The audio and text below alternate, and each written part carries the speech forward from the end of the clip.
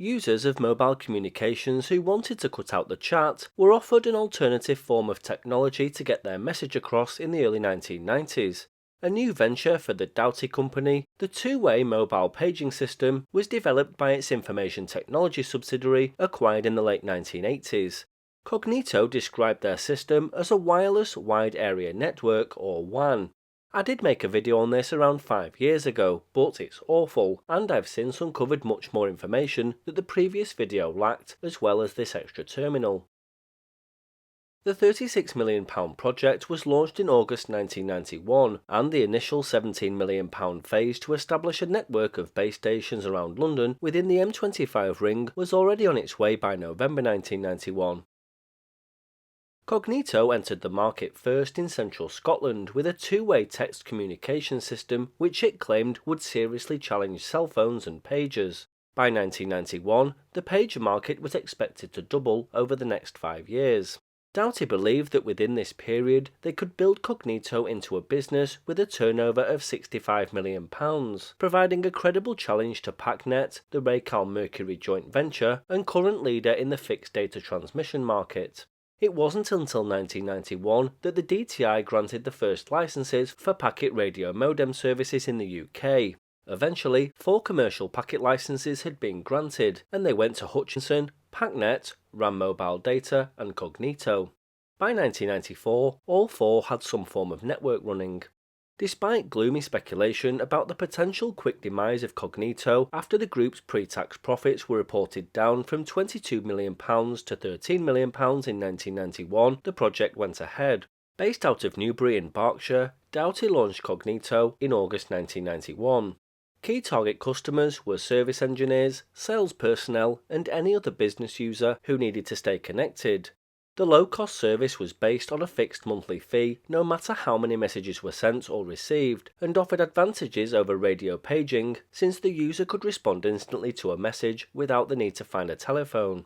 When Cognito began pilot trials in December 1990, TNT Express Worldwide was one of the companies that took part, using it to improve communications with its dispatch riders within the M25 area.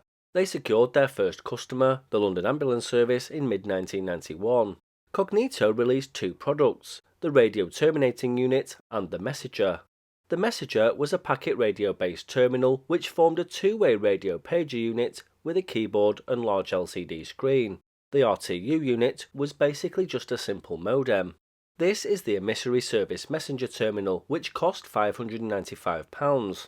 That's the equivalent of almost £1,400 today. It resembles a pocket PC with a flip-up aerial and is basically a two-way alphanumeric message pager with its own keyboard.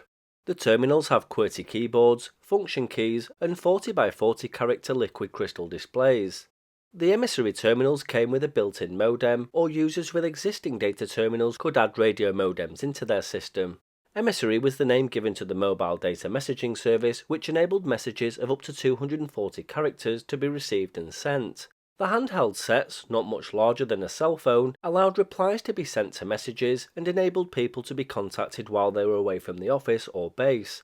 They operated at 178 MHz. The equipment could also be installed in cars in a device that connected to an external antenna and used to store incoming messages while the user was driving or away from the vehicle. Messages could be sent user to user or between mobile users and a central site. It was possible to receive and store messages, compose and transmit your own, and even have dynamic interactive textual conversations with the user of another RTU. Senders received confirmation of delivery when a message was viewed, and users could scroll back over the last 150 messages received. Data was transmitted in packets in much the same way as terrestrial data networks like BT's PSS or Packet Switch Stream service. The RTU incorporated a radio modem to convert the broadcast signals into text. The Cognito RTU could also be hooked up to a PC or even a Unix workstation in order to exchange text files locally. Besides simple messaging, Cognito users could access information databases on suitably connected systems, ideal for off-site workers.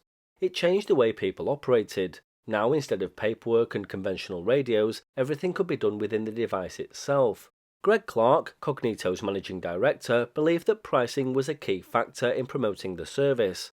The monthly service charge was £35, the equivalent of £81 today, and rental only was £55 to £69, or around £127 to £159 today, depending on the length of the agreement. Cognito claimed that this was about half the average bill run up by a business cell phone.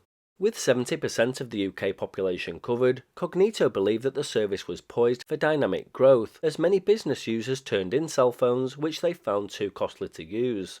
The suggestion that Cognito was an overblown alphanumeric message pager with its own keyboard was frowned upon by Cognito, but it was really a wireless electronic mail system. Cognito unashamedly said it was competing with a section of the cellular phone business. Nattering on the phone was all very well and good, and usually desirable, but was it logical in a fast-paced business world? The truth was, electronic mail was still struggling to grow in the UK in the very early 1990s, yet those who persisted with it usually ended up swearing by it, and of course we now know just how important and widely used it's come to be. The high cost of operating cellular phones was apparently causing many businesses to abandon them. Cognito hoped to switch a good proportion of ex-cellular users to the Cognito network.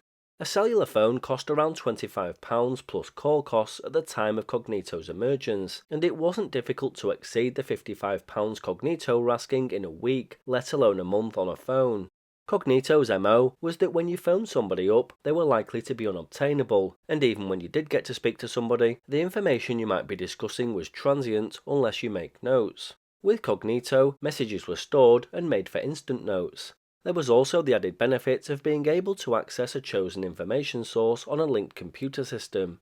Desk-bound staff could communicate with their field-working colleagues conveniently by sending messages via PC local area network to a centralized RTU and vice versa, of course.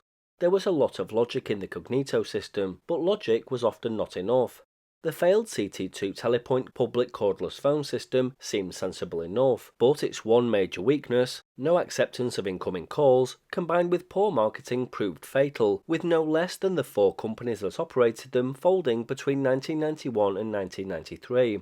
Nobody saw the one giant axe looming over their heads, and it seems that Cognito didn't either. Mobile phones were becoming cheaper and cheaper. This meant that telepoint services such as Rabbit stood no chance, and in its first year of operation, Cognito made losses of almost £4.5 million. During 1992, Doughty Group was acquired by TI Group, a large British specialist engineering company, for £520 million. By August 1992, Cognito was closed down after numerous failed attempts to sell it, leading to a loss of around £25 million. Its closure meant the loss of 77 jobs. Companies such as Xerox, Siemens Medical, Riva, car dealerships, Cable and Wireless, Memorex Telex, and NTL, to name just a few, all used Cognito messenger terminals. Many of these were big companies, so it's surprising that it didn't last long. Cognito's network operation and maintenance was subcontracted to NTL. Poor coverage apparently dogged the system, with terminals losing connection once inside buildings, leading to messages or jobs backing up. Their RF output was allegedly dirty too, leading to crashed phone and modem systems when a terminal was placed on a desk nearby. Car locks would also jam up due to stray RF by all accounts. Cray Communications took over the business arm that operated Cognito, but there's no mention of what became of the system itself. All evidence points to its ceasing operations in August 1992, but I've seen talk of the terminals being used in the mid-1990s, so if anybody knows, let us know in the comments.